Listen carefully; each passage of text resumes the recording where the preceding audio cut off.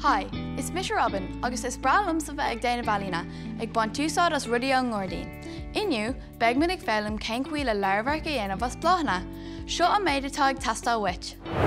Fáileara, cuairte, tape réarcach, pór fápéir, bláthna, leabhar bra trom, scissor, bonda leisteach, trangán.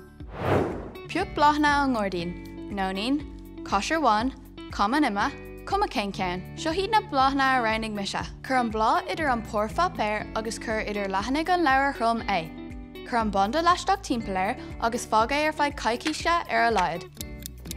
Seo ceanna chur mise straach sa leabhar seo caiicí seo hin. Bheadh chuir seo. Anois, tóg an cuairte agus tois amach fad na taipe. Tóg an scissor agus gear amach an cuairte. Bhí cuairmach agus bí cínte ghfuil duine fás de thart le ceirú leat. Cur na bláthana ar an gcuairte agus clúdaigh leis an tape é.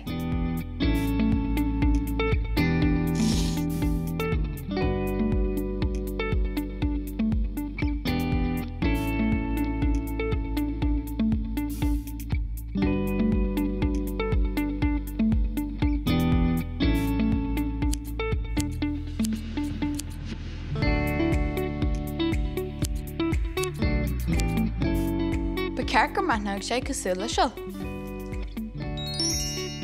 Anois úsáid an fáileara le fáil a chur isteach i mór an Leabharmharc. Agus is féidir beag an trangán a chur tríd.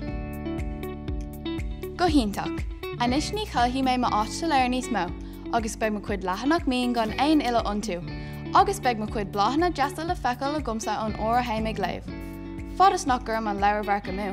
Sin é am sa nniu, go dtí an céad ó eile, slán go fóill!